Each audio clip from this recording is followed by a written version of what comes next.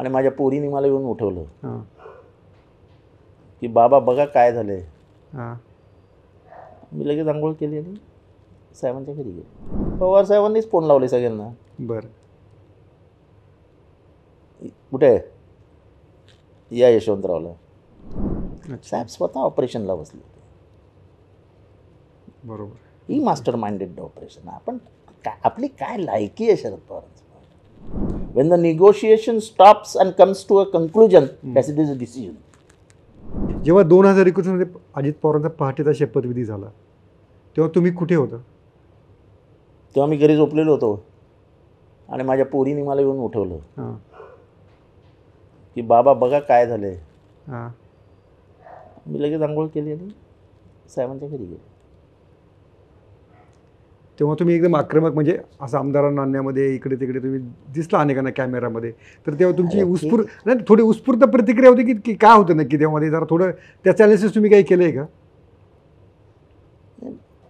तुम्ही म्हटलं छातीचा कोट केला पवारांसाठी. नाही करीन असं करीन हो असं म्हटलेलं नाही आहे मी. तेव्हा केल्याचं दिसलं आम्हाला. नाही काय काय छातीचं कोट वगैरे काय होतं ते पवार साहेबांनीच फोन लावले सगळ्यांना. बरं कुठे आहे? या यशवंतरावला. कुठल्या आमदाराची ताकद आहे शरद पवारांना नाही म्हणायची की नाही मी नाहीत? साहेब स्वतः ऑपरेशनला बसले होते. बरोबर. ही मास्टर माइंडेड ऑपरेशन. आपण आपली काय लायकी आहे शरद पवारांचं? ओके. पण त्या पहाटे शपथविधीविषयी आता तुम्ही इतक्या जवळनं सगळं पाहिलेलं आहे. आतमधनं पुन्हा गौप्यस्फोट होत असतात आणि त्या गौप्यस्फोट असं आहे माझं एक म्हणणं आहे की until and unless there is a final decision, हो no decision is a decision. It is only negotiation. Okay. त्या निगोशिएशनमधला सगळ्यात महत्त्वाचा मुद्दा फडणवीसांनी परवा सांगितला. तो असा सांगितला की राष्ट्रवादी काँग्रेसच्या पाठिंब्याचं जे पत्र आहे ते माझ्या घरी डिक्टेट दिलं का? पण प्रश्न आहे ना, दिलं का? म्हणून मी नेहमी म्हणतो negotiation is a negotiation. When the negotiation stops and comes to a conclusion that it is a decision. अच्छा. त्याच्यामध्ये एवढं अंतर आहे का एवढं अंतर आहे? अंतर आहे. अच्छा. निगोशिएशन घडू शकतात ना. तुमचे चर्चेचे दरवाजे कधीच बंद होऊ नयेत हे शरद पवारांच्या आयुष्यातलं मोठं गणित आहे.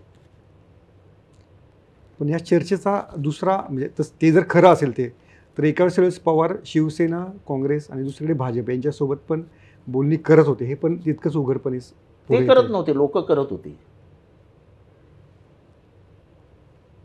याच्यातला सर्वात महत्त्वाचा आणि मोठा मुद्दा आहे की ते स्वतः करत नव्हते.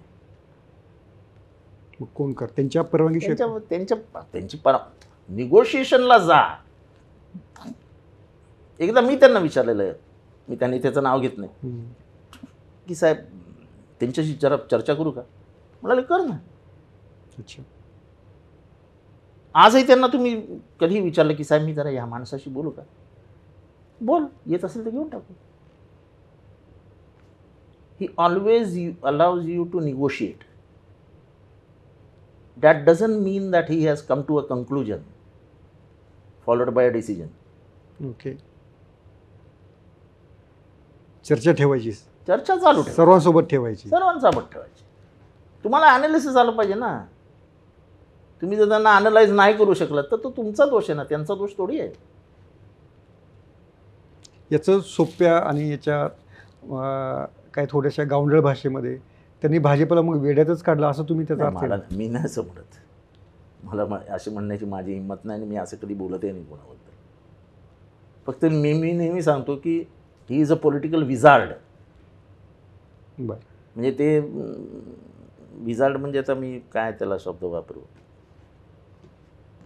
म्हणजे त्यांचं काहीतरी वेगळंच आहे.